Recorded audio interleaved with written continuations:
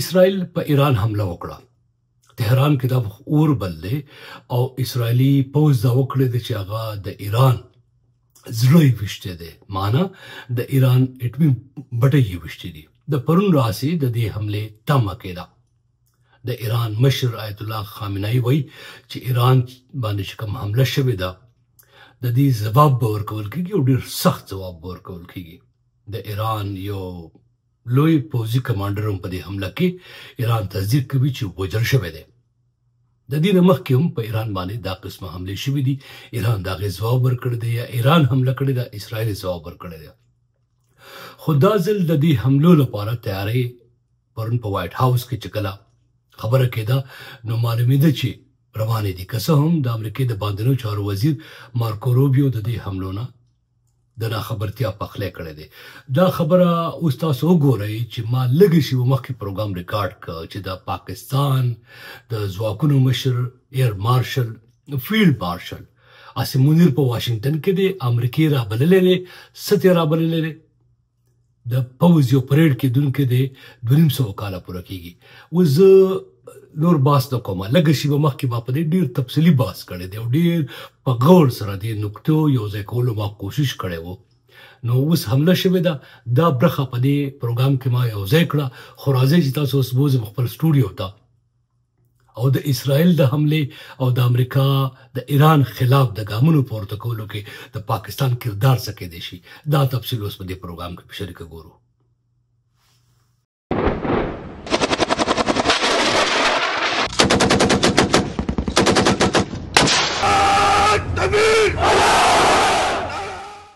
په امریکا کې د پوځونو 250مه کلیزه ده او په دې موقع په واشنګټن ډي سي کې یو مهم پریډ کېدونکی دی او په دې مهم پریډ کې د پاکستان د پوځ مشر فیلډ مارشل عاصم منیر رابلل شوی دی. دا پریډ ولې کېږي؟ په دې ورځ باندې د صدر ډانلډ ټرمپ کلیزه هم ده. آیا دا علت دی، دا وجه ده یا نور وجوهات دي؟ زه فکر کوم د دې بیکاس د لیدونکو لپاره دا ټکی مهم نه دی.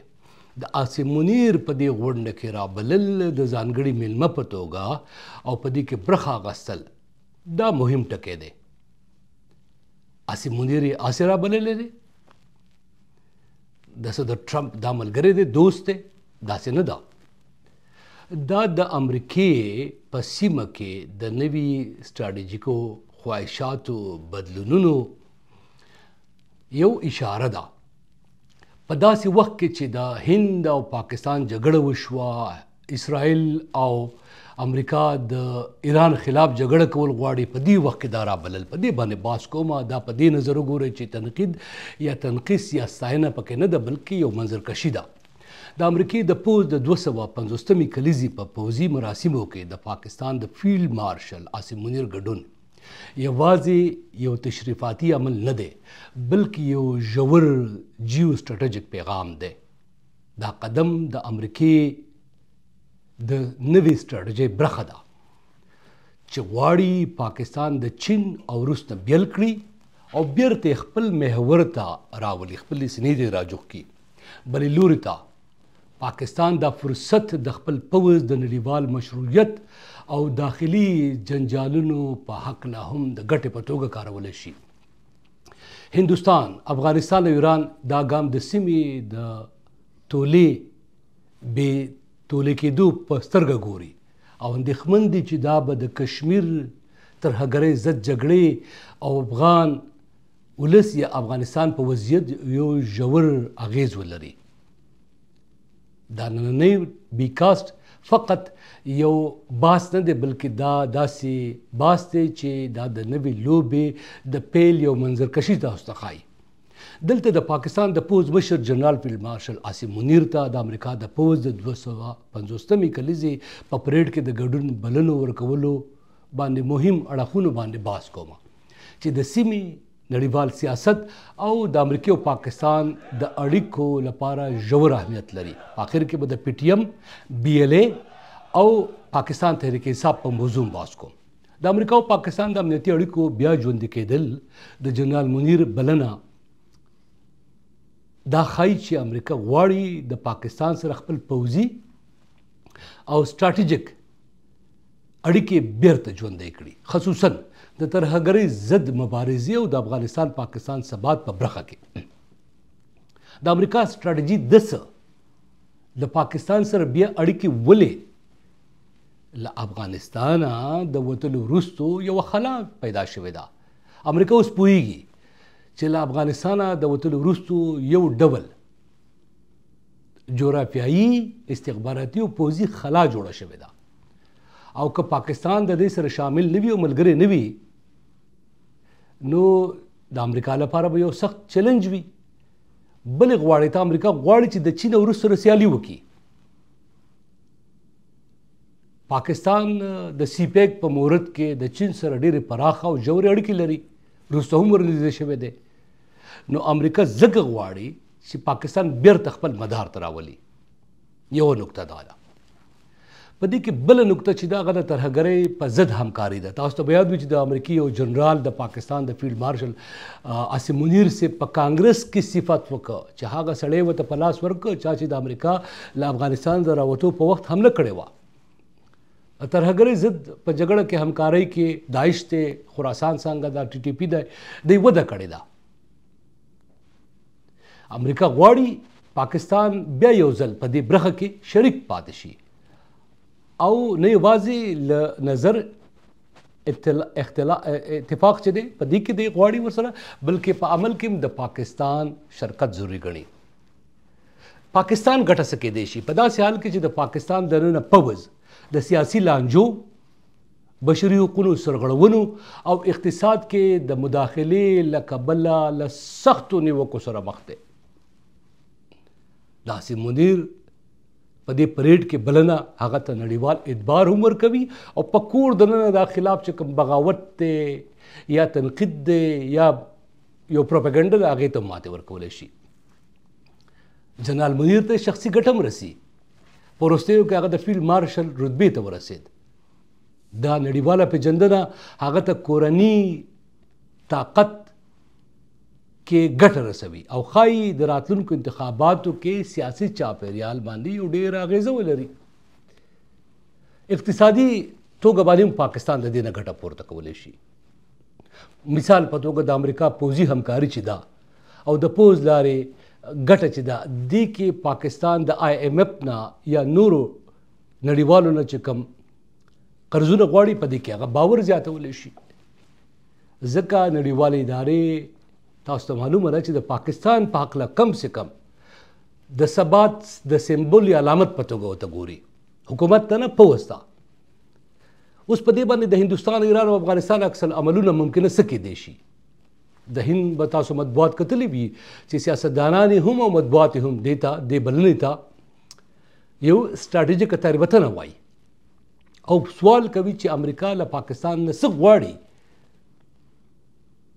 هند ما نن اورېده دا موضوع داسې تفسیر کوله چې ګواکې امریکا د پاکستان پوځ ته مشروعیت ورکوي په داسې وخت کې چې د کشمیر بریدونو او سرحدي ترنګلتیاوو پس منظر کې پاکستان په نړیوال ډګر باندې هغو د یو ترهګرو د کومک کوونکي هیواد په توګه معرفي کوو. کشمیر کې چې څه شوي وو د هغې بریدونو پړه هندوستان د پاکستان په استخباراتو ورړولې وه. دې سره هغه کولی شي چې د اسرائیل سره، د فرانس سره او د روس سره خپل پوځي تړونونه پراخ کړي او ایران ته ورنږدې شي. اوس که ایران ته وکتل شي، ایران پاکستان ته د خپلې شرقي پولې له کبله د شک په نظر ګوري.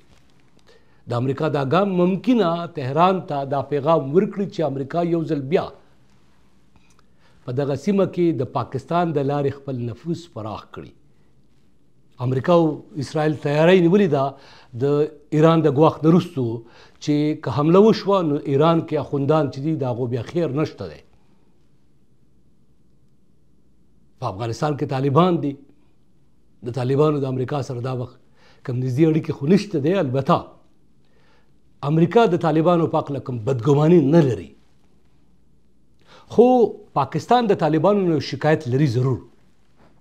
هغه شکایت دا دی چې دوی په افغانستان کې طالبانو ته پټ ځایونه ورکړي دي او دغه پټ ځایونه د پاکستان خلاف استعمالیږي. تاسو که دې ته وګورئ نو پاکستان ټولو طرفونو ته په وین وین سچویشن کې دی، ګټې ته ورنږدې کېږي. البته امریکا به پاکستان ته یوازې په دې بنیاد ګټه نه ورکوي چې اسې منیر دلته راوغوښتو، څه مفادات به ترلاسه کوي کوم چې ما تاسو ته وویل. په ځانګړې توګه په دې کې د ایران موضوع تر ټولو مهمه ده.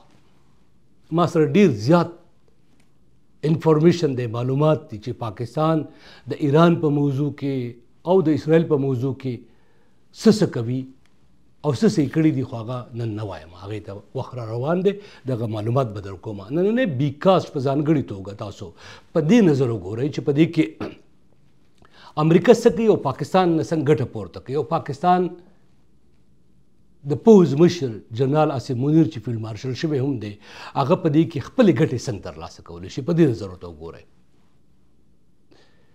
یو خطرناکه عمل دی، تاوان نه امریکې ته دی نه پاکستان ته دی. البته تاوان ځینې خلکو ته شته دی، اوس په هغې بحث وکړو، لږ مختصر بحث به وکړو. زه به نن بیکاز ختموم ډېر زر، ډېر وخت ستاسې نه علمه. 3 ټکي دي: PTM پښتون تحفظ مومنټ یا ژغورنې غورځنګ، BLA بلوچستان لیبریشن آرمی یا بېلتون غوښتونکو تحریک، او بل دی پاکستان تحریک انصاف.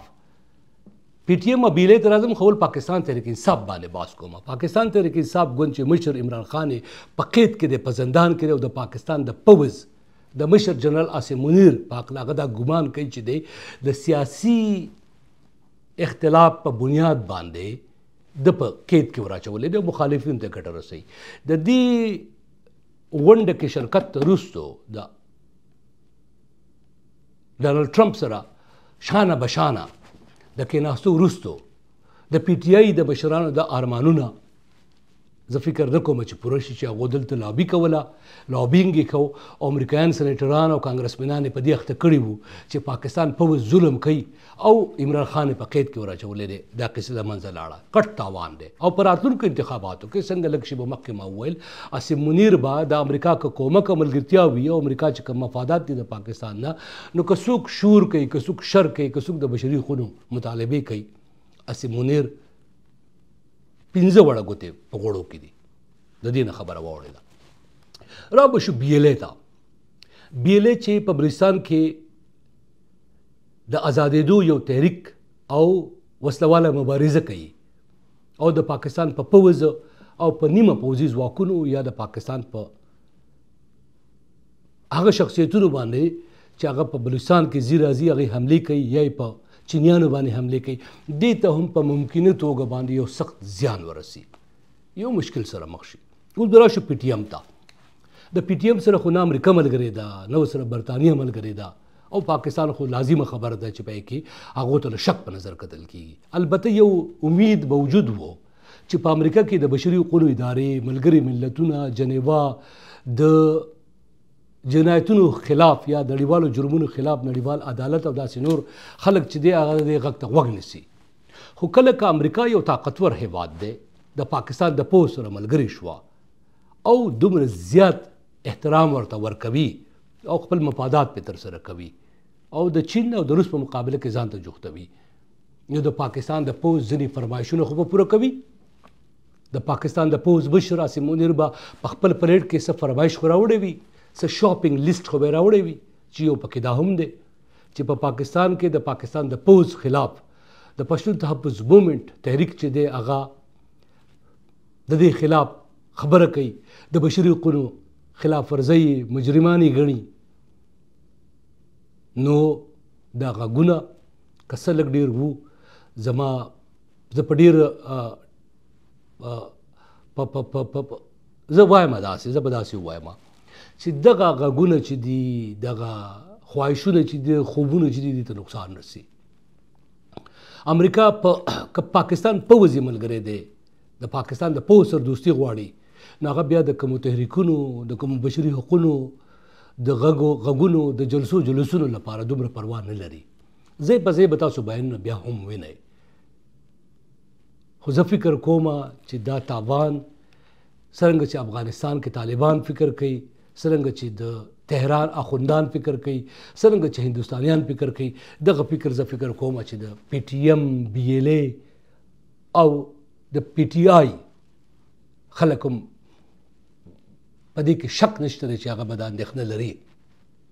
ننني بیکاس کې هم دومره باس ما کوو، په راتلونکو بیکاسټونو کې به زه په دې باندې باس کوم ډېر زر او ډېر مهم مرکې هم تاسو ته وړاندې کوونکی یم چې روس وبخئ چې ایران چې اوس تنها شوی دی، شام هم د ځان سره ملګری که امریکې او د اخوندانو خلاف چې دا زما سره ډېر ژور معلومات دي، د اخوندانو خلاف چې د اسرائیل کم پلان دی هغه ډېر زر کامیابه کېدونکی دی او هغه جال چې دی غوړولی و د ایران اخوندان پکې ښکېل شوي دي او هغو چې کوم نن ګواښ کړی دی د خبرو اترو وروستو د یورینیم باندې چې پابندي لګېدلې ده، د دې په ځواب کې که ایران داسې ترخ هم وګرو نو امریکا او اسرائیل چې دي په هغې به حمله کوي.